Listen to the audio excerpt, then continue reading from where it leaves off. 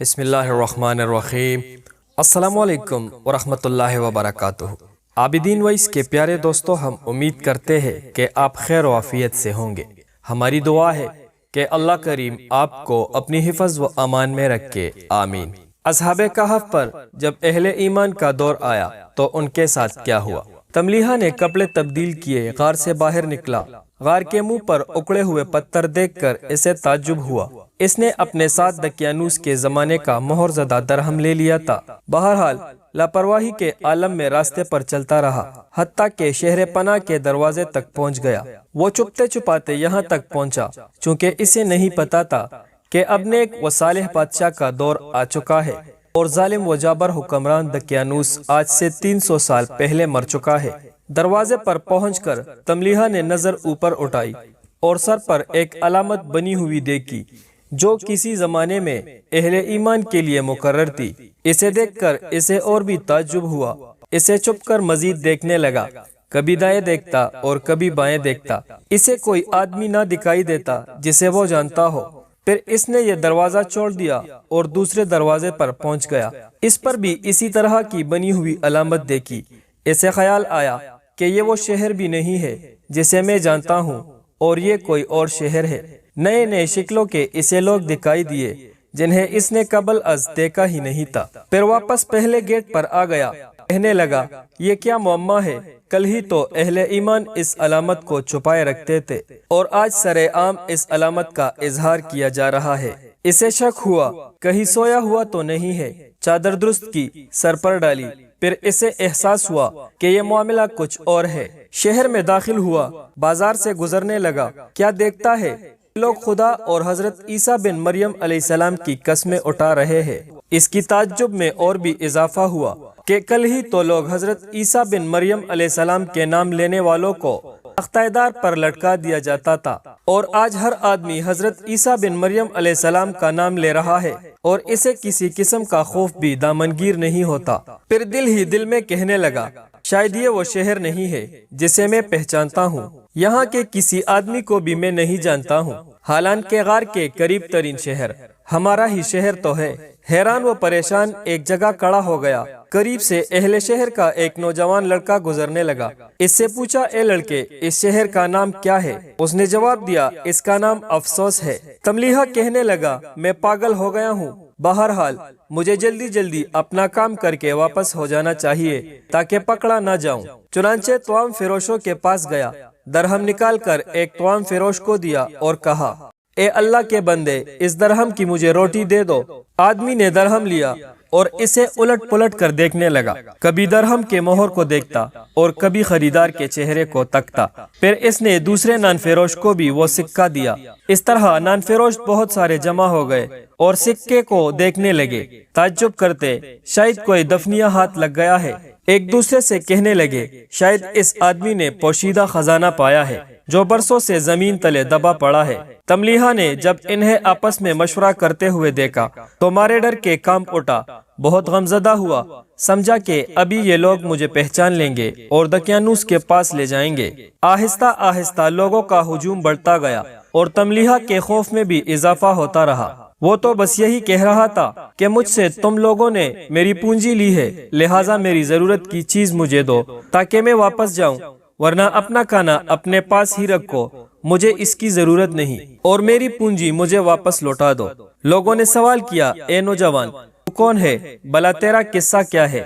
بخدا تو نے پہلے لوگوں کا خزانہ پایا ہے اور تو ہم سے اسے چھپانا چاہتا ہے، لہٰذا ہمیں اس خزانے کے متعلق صاف صاف بتلا دے، بصورت دیگر ہم تمہیں بادشاہ کے پاس پکڑ کر لے جائیں گے، وہ تجھے قتل کر دے گا۔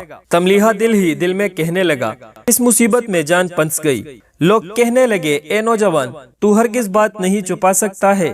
تملیحہ کی یہ حالت تھی کہ اسے کچھ سمجھ نہیں آ رہا تھا کہ کیا کہے اور انہیں کیا جواب دے۔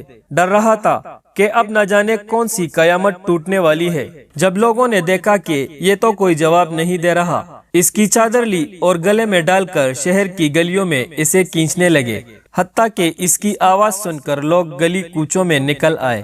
پکارا جاتا، ایک آدمی کے پاس سے خزانہ دریافت ہوا ہے۔ اہل شہر کے چھوٹے بڑے سب اس کے پاس جمع ہو گئے اور آنکھیں پاڑ پاڑ کر اس کو دیکھنے لگے۔ کہتے بخدا یہ نوجوان تو اب ہمارے شہر میں سے نہیں، اور نہ ہی ہم نے اسے کبھی دیکھا ہے اور نہ ہم اسے پہچانتے ہیں۔ تملیحہ کے سمجھ میں نہیں آتا تھا بھلا کہے تو کیا کہے۔ لوگوں کی ہجوم کو بڑھتا دیکھ کر اس کا خوف دو چند ہو گیا۔ اگر بات کرنا بھی چاہتا تو کر نہیں سکتا تھا۔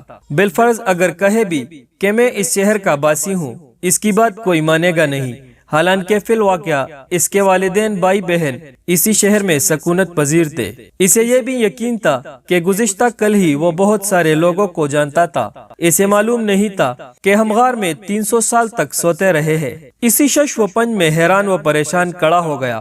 سوچنے لگا ممکن ہے گھر کا کوئی فرد آ کر میری جان ان ظالموں سے چھڑا لے۔ جب لوگوں سے کچھ نہ بن پڑا تو تملیحہ کو گھسیٹتے ہوئے شہر کے دو رئیس اراموس اور استافوس کے پاس لے گئے۔ وہ سمجھا کہ اسے لوگ ظالم دقیانوس کے پاس لے کر جا رہے ہیں۔ اس نے دائیں بائیں دیکھنا شروع کر دیا۔ لوگ ایسے مذاق کرتے جیسے کہ مجنون و پریشان حال انسانوں کے ساتھ مذاق کیا جاتا ہے۔ تنگ آ کر تملیحہ نے رونا شروع کر دیا۔ آسمان کے طرف سر اٹھایا اور کہنے لگا، یا اللہ، اے آسمانوں اور زمین کے معبود، مجھے آج کے دن صبر کی توفیق عطا فرما۔ مجھ میں ایسی طاقتور روح داخل فرما دے جو اس ظالم و جابر حکمران کے روبرو میری معید ثابت ہو۔ اس نے زور زور سے رونا شروع کر دیا اور دل ہی دل میں کہنے لگا، میرے اور میرے بھائیوں کے درمیان تفریق ہو گئی ہے۔ اے کاش میرے بھائیوں کو میری مصیبت کا علم ہوتا، انہیں معلوم ہوتا کہ مجھے کہاں لے جایا جا رہا ہے۔ اگر انہیں حقیقت حال کا علم ہوتا تو وہ بھی آ جاتے اور ہم سب مل کر بادشاہ کے روبرو کھڑے ہوتے۔ ہماری جمعیت مضبوط ہوتی، پھر ہم راہ حق سے راہ فرار ہرگز بھی اختیار نہ کرتے۔ یوں بحال حیات جیسے ہم جدا نہیں ہوئے، حال موت بھی جدا نہ ہوتے۔ اے کاش مجھے معلوم ہوتا کہ کیا وہ مجھے قتل کرے گا یا زندہ رکھے گا۔ جب لوگ تملیحہ کو لے کر دو رئیسوں کے پاس پہنچے اور وہ بھی سمجھا کہ مجھے دقیانوس کے پاس لے کر نہیں جا رہے، تو اسے کسی قدر افاقہ ہوا اور رونا بند کر دیا۔ اراموس اور استافوس نے اس کا درہم لیا۔ جب غور سے دیکھا، ان کی تعجب کی انتہا نہ رہی۔ پھر ایک گویا ہوا، اے نوجوان، تو نے جو خزانہ پایا ہے وہ کہاں ہے؟ تملیحہ نے جواب دیا، میں نے کوئی خزانہ نہیں پایا، لیکن یہ درہم میں نے اپنے آباء و اجداد سے حاصل کیا ہے۔ مجھے نہیں معلوم کہ میری حالت کیا ہے اور میں تم سے کیا کہوں۔ ان میں سے ایک نے پوچھا، تو کون ہے؟ اس نے جواب دیا، میرا نام تملیحہ ہے، میں اپنے آپ کو اس شہر کے سکان میں سے سمجھتا ہوں۔ لوگوں نے پوچھا، تمہارے باپ کا کیا نام ہے اور تمہیں اور کون جانتا ہے؟ تملیحہ نے اپنے والد کا نام ذکر کیا، لیکن کوئی آدمی انہیں ایسا نہ ملا جو اسے یا اس کے باپ کو پہچانتا ہو۔ ایک رئیس نے کہا، تو ہمیں جھوٹا معلوم ہوتا ہے، تو حق بات ظاہر نہیں کرتا۔ اس کی سمجھ میں نہیں آتا تھا کہ اس سے کیا کہے۔ اس نے مجبوراً سر جھکا لیا۔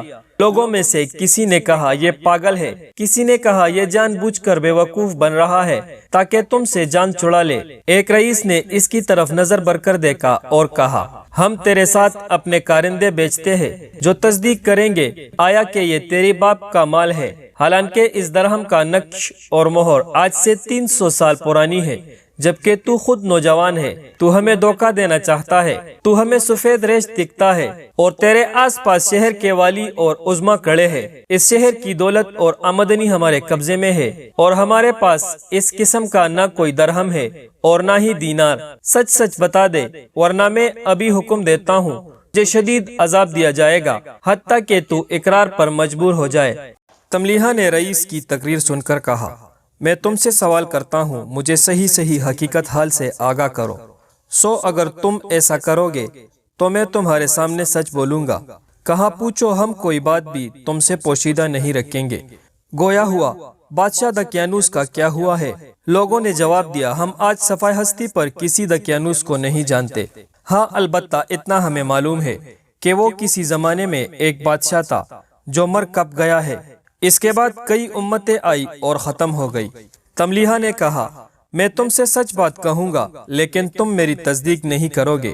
ہم چند نوجوان تھے، ہم بتوں کی عبادت کو مکروہ سمجھتے تھے، بتوں کے لیے ذبح کرنا ناجائز سمجھتے تھے۔ ہم گزشتہ دن ہی تو اس بادشاہ کے خوف سے بھاگے تھے اور ایک غار میں چھپ کر سو گئے تھے۔ جب بیدار ہوئے تو میں اپنے ساتھیوں کے پاس سے نکل کر ادھر آیا تھا تاکہ ساتھیوں کے لیے کچھ کھانا خرید لاؤں اور ان کے لیے جاسوسی کا کام بھی کر لوں۔ اب اس حال میں تمہارے سامنے کھڑا ہوں۔ میرے ساتھ چلو، میں تمہیں منحوس پہاڑ میں واقع ایک غار میں اپنے بقیہ ساتھی بھی دکھاتا ہوں۔ جب اراموس اور استفوس نے تملیحہ کی تقریر سنی تو کہنے لگے، اے ہمارے قوم، این ممکن ہے یہ اللہ تعالیٰ کی نشانیوں میں سے کوئی نشانی ہو جسے اللہ تعالیٰ نے اس نوجوان کے ہاتھ پر ظاہر کیا ہو، لہٰذا سب مل کر اس کے ساتھ چلو تاکہ یہ اپنے بقیہ ساتھی بھی دکھائے۔ چنانچہ اراموس، استفوس اور شہر کے سب چھوٹے بڑے تملیحہ کے ساتھ اصحاب کہف کے طرف چل پڑے۔ جب تملیحہ نے تاخیر کر دی اور اپنے ساتھیوں کے پاس واپس نہ لوٹے، وہ سمجھے ہمارا ساتھی گرفتار کر لیا گیا ہے اور اسے دقیانوس کے پاس حاضر کر دیا گیا ہے۔ وہ اسی کشمکش میں تھے کہ یکایک انہیں آوازیں سنائی دی۔ وہ سمجھے اب شامت آئی، دقیانوس کے کارندے انہیں بھی گرفتار کرنے یہاں پہنچ گئے ہیں۔ سب کھڑے ہو گئے اور ایک دوسرے کو سلام کر کے کہنے لگے، چلو اپنے ساتھی کی خبر لینے چلے۔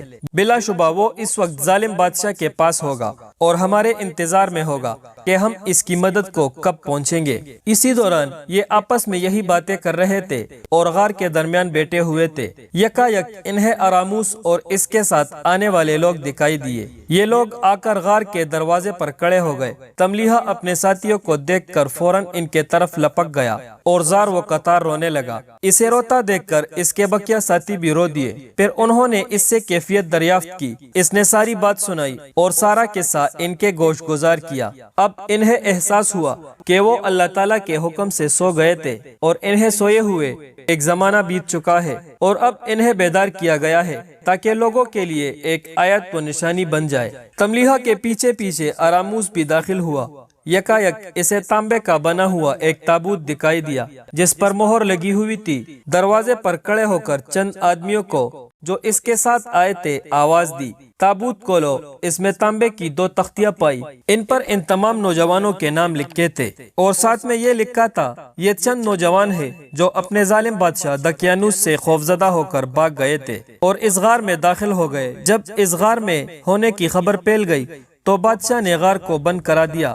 ہم نے ان کی مختصر حالات بما ان کے اسما و نسب لکھ دیے ہیں تاکہ بعد میں اگر کوئی ان پر اطلاع پائے تو اسے ان کی حالات سے آگاہی ہو سکے۔ لوگوں نے جب نوشتہ پڑھا تو انہیں بہت تعجب ہوا اور اللہ عز و جل کی حمد و ثنا کی، چونکہ اللہ تعالیٰ نے بعض بعد الموت پر انہیں ایک زندہ و جاوید نشانی دکھائی تھی۔ پھر سب نے مل کر بآواز بلند اللہ تعالیٰ کی حمد و تسبیح کی۔ پھر غار میں نوجوانوں کے پاس داخل ہوئے، انہیں غار میں بیچوں بیچ بیٹھے ہوئے دیکھا۔ پھر انہوں نے ایک دوسرے سے باتیں کی، حالات دریافت کیے۔ پھر اراموس اور اس کے ساتھیوں نے اس وقت کے نیک و صالح بادشاہ طاؤد بیساؤس کے پاس قاصد بھیجا کہ جلدی کیجیے، شاید آپ کو اللہ تعالیٰ کی نشانی کا انتظار ہو۔ اللہ تعالیٰ آپ کی حکومت پر ایک نشانی قائم کرنا چاہتے ہیں جس میں سارے جہانوں کے لیے بھی نشانی ہے، تاکہ یہ نور ضیاء بعض بعد الموت کی تصدیق ہو جائے۔ جلدی کیجیے، چونکہ اللہ تعالیٰ نے چند نوجوانوں کو زندہ کیا ہے جو 300 سال پہلے نیند کے موت سو گئے تھے۔ جب خبر بادشاہ کو دی گئی، جو کہ قبل از مسلح بعض بعد الموت کے متعلق بے حد پریشان تھا، بے حد خوش ہوا اور کہنے لگا، میں اللہ تعالیٰ جو تمام جہانوں کا پالنہار ہے، جو آسمانوں اور زمینوں کا پروردگار ہے، اس کی تعریف کرتا ہوں۔ یا اللہ، میں تیری عبادت کرتا ہوں، تیری ہی تسبیح کرتا ہوں۔ مجھ پر باران رحمت کر اور وہ نور جو میرے آباء و اجداد کے لیے تو نے رکھا ہے اسے نہ مٹا۔ جب شہر والوں کو اس کی خبر دی گئی تو اپنی سواریوں پر سوار ہو کر پہاڑ کے طرف چلنے لگے۔ بادشاہ بھی ان کے ساتھ تھا۔ جب اصحاب کہف نے بادشاہ طاؤد بیساؤس کو دیکھا تو سجدے میں گر گئے۔ بادشاہ نے پہنچتے ہی انہیں گلے لگا لیا اور رونے لگا۔ نوجوان اس کے روبرو زمین پر بیٹھے رہے۔ اس دوران اللہ تعالیٰ کی تسبیح و تحمید کرتے رہے۔ پھر نوجوانوں نے بادشاہ سے کہا، ہم آپ کو اللہ تعالیٰ کے سپرد کرتے ہیں، کو سلام کہتے ہیں۔ اللہ تعالیٰ آپ کی حفاظت فرمائے، آپ کی بادشاہت کو طویل رکھے، اور ہم آپ کو جن و انس کی برائیوں سے اللہ تعالیٰ کی پناہ میں دیتے ہیں۔ بادشاہ وہی کھڑا تھا۔ نوجوان اپنے اپنے بچونوں کی طرف بڑھے اور سو گئے۔ اللہ تعالیٰ نے ان کی ارواح پر موت طاری کر دی۔ بادشاہ نے اپنے کارندوں کو حکم دیا کہ ہر نوجوان کے لیے الگ الگ سونے کا تابوت بنا دیا جائے، اور جب اسی رات بادشاہ سویا، اسے وہ نوجوان خواب میں دکھائی دیے رہے تھے، سونے سے نہیں پیدا کیا گیا لیکن ہمیں مٹی سے پیدا کیا گیا ہے، اور ہم نے مٹی کے طرف واپس لوٹ کر جانا ہے۔ ہمیں اپنے حال پر چھوڑ دو جیسا کہ ہم غار میں مٹی پر پڑے ہوئے تھے، حتیٰ کہ اللہ تعالیٰ ہمیں دوبارہ زندہ کر دے۔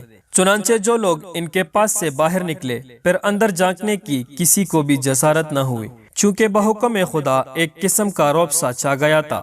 پھر بادشاہ نے غار کے دروازے پر ایک مسجد تعمیر کروائی جس میں نماز پڑھی جاتی، ان کے نام کا ایک تہوار منایا جاتا جس میں ہر سال لوگ جوک در جوک شریک ہوتے۔ بعض مفسرین کہتے ہیں جب لوگ بادشاہ کے ساتھ غار کے دروازے پر پہنچے، تملیحہ کہنے لگا مجھے پہلے جانے دو تاکہ میں اپنے ساتھیوں کے پاس جا کر انہیں خوشخبری سناؤں، چونکہ اگر انہوں نے مجھے تمہارے ہمراہ دیکھ لیا تو وہ تم سے ڈر جائیں گے۔ چنانچہ اس نے اندر جا کر اپنے ساتھیوں کو خوشخبری سنائی۔ اسی لمحے اللہ تعالیٰ نے اس کی اور اس کے ساتھیوں کی بھی روح قبض کر لی، پھر لوگوں میں سے کسی کو بھی اندر جانے کی جسارت نہ ہو سکی۔ معزز ناظرین، امید کرتے ہیں کہ اصحاب کہف کا یہ واقعہ آپ کو اچھا لگا ہوگا۔ پیارے دوستو، اللہ تعالیٰ وہ ذات ہے جو ناممکن کو ممکن بنا دیتے ہیں۔ اگر خلوص دل سے اللہ تعالیٰ پر بھروسہ کر دیا جائے تو اللہ تعالیٰ انسان کے ہر کام کو ممکن بنا دیتے ہیں۔ مجھے دیجیے اجازت، زندگی نے وفا کی تو انشاءاللہ اگلی بار ایک نئی ویڈیو کے ساتھ آپ کی خدمت میں حاضر ہوں گے۔ تب تک کے لیے اللہ حافظ والسلام۔